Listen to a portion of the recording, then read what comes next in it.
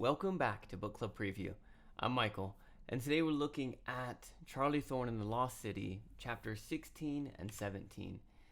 And if you remember chapter 15, it starts off with Charlie running off a boat and diving into water as it explodes. Wow, into a million pieces.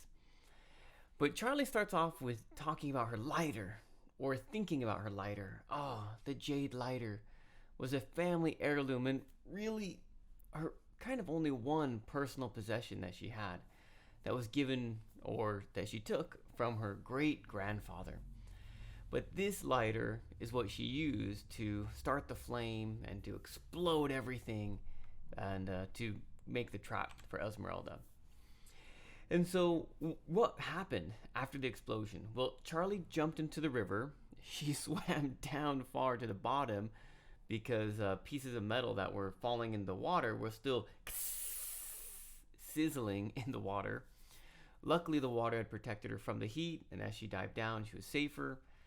But as for Esmeralda and her brothers, well, the boat, boom, exploded right as the plane was overneath. And so the plane caught on fire. Okay, that's bad. But then metal shot all up into the plane. That's even worse. And so then they had to steer, crash land. They were on fire. So they got out, jumped into the water, took off their clothes. And even though they were really badly injured, because of how they feel pain, they didn't actually feel the pain. They were just injured. And that's kind of what happened there. Charlie kind of swims up to the top, and there's fire and destruction and oil everywhere. And she can't really see much what's going on until Dante comes driving by with the speedboat. Milana grabs Charlie's arm and they lift her up, and Dante's like, "That was so reckless and crazy. If you ever do that again, I'm just going to take you to CIA headquarters right now. Mission over." And Charlie's like, "Oh, you're pretending to be angry because you love me." And Dante said, "I am really angry." And Charlie gets, "Well, I had to make a decision and it worked." And those people were trying to kill us. Well, Dante says, "Fine, but no more crazy stunts like that. I'm going to go take the boat, pick up those people, and we're going to take them to the oil refinery where they can be kept." Because even though Charlie says, "What? Those people tried to kill us. They're the bad guys. We can't save them." And Dante says, even though they wouldn't save us, we don't behave that way. And so they go to try to save them. And Charlie's sullen. Sullen means a sad, maybe a little downcast. Exasperated means kind of frustrated. Angry to the point where you kind of give up. Exasperated. And that's how Dante was feeling. Survivors. Oh, the Castellos. Esmeralda and her brothers, they survived. But they had some really terrible burns on their arms. One brother had some really, really bad burns on his back. They don't feel the pain, but they know that they've been really damaged. Luckily, though, Dante and Milana, they have some first aid things, so they kind of take care of them. They zip tie their wrists and their ankles together so they can't really escape or hurt them. And Charlie drives the boat around. Now, after that, Dante goes to take the steering wheel and drive again, and Charlie goes next to Esmeralda, her face, her beautiful face is now burnt, and that will scar permanently. And she, hates Charlie. So Charlie kind of goes over and she's like, "Hey, sorry about your face." And Esmeralda just looks at her.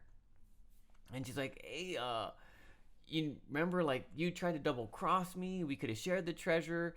Charlie tries to defend herself and to blame Esmeralda. But Esmeralda just goes crazy and starts yelling all this terrible stuff at Charlie. Bad words, saying how she hopes she dies, maybe saying how she hopes her mom and dad die, all these terrible things. And Charlie's kind of hurt and she goes away. But it's not the words that hurt Charlie, it's the tone. It's the way that Esmeralda said it, like, oh, like she really hates Charlie. Like she really wants to kill Charlie. Oh, and Charlie feels really weird. Maybe her first nemesis is being created right now. Ooh. Well, they take the boat to Old Refinery. Dante and Milana flash their CIA badges, and the manager or supervisor comes out and he says, these people are trying to destroy nature, so please lock them up and call the police. The supervisor is not really that excited, but then Dante hands him $100. He's like, yeah, I'll call the police. I'll lock him up. And so they lock him up in some holding cell. The supervisor calls the police, and Dante, Milana, and Charlie take off. And Charlie says, there's only about a 50% chance that this will work. And then we learn at the very end that an hour later, Ivan stops by the refinery and picks up the Castellos. That leaves us with vocabulary. The first one is slosh. Slosh is like when water is like smashing against the side of something.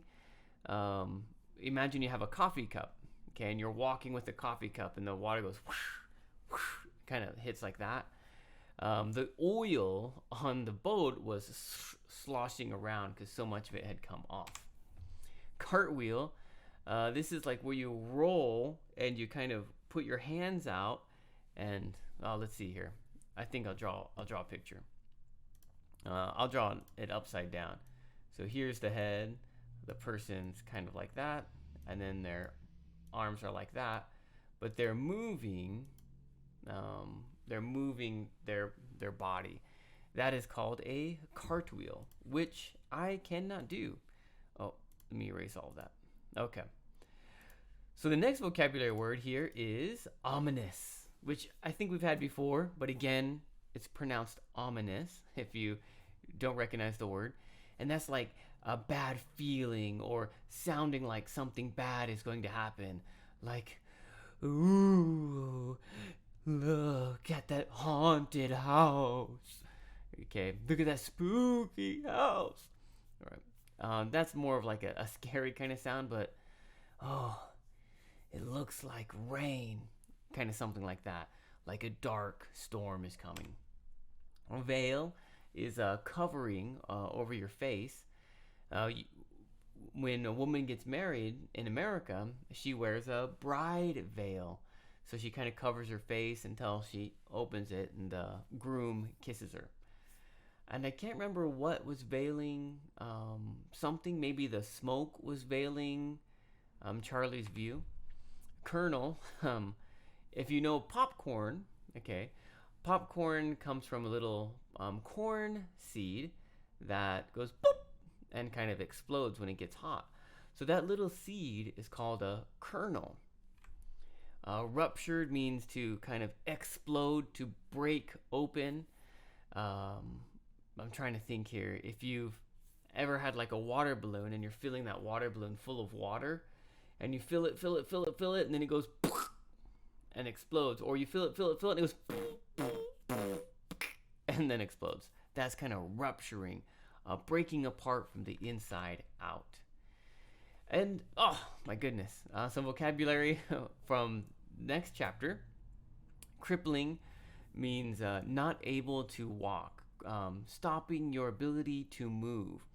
So someone who has a hurt leg, we call that person, we don't use this word anymore because it can be kind of a bad word, but a description is just a cripple, someone who can't walk well. And certainly if both legs are broken, you can use that term, but we don't use cripple that much because it has such a negative feeling to it nowadays. But as an adjective, just like describing someone, maybe that would work, like in a story. Baleful. Oh, okay. So bile is like this feeling in your throat that kind of comes back up. If you have to throw up, food comes out. Okay, yeah, yuck. But also this kind of acid that comes up through your throat. That's bile.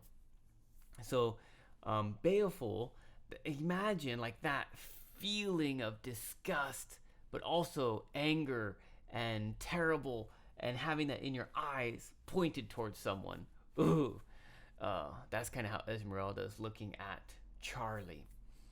Eco-terrorist is a terrorist, but rather than destroying buildings or blowing up people, they're destroying nature for some reason. Or, eco-terrorists, they are destroying factories to protect nature. That's how it is. Not destroying nature. They're destroying human things to protect nature, or to say we need to protect nature.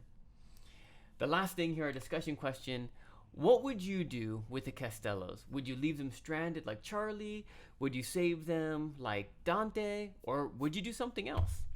And of course, please make your own discussion question. That is all the time that we have for today. But thank you so much for joining me for this episode of Book Club Preview. I'll see you soon. Bye-bye. Hey, if you have any questions about the video today, please feel free to leave a comment in the comment section. If you had any other vocabulary words that you wanted to know what they meant, let me know.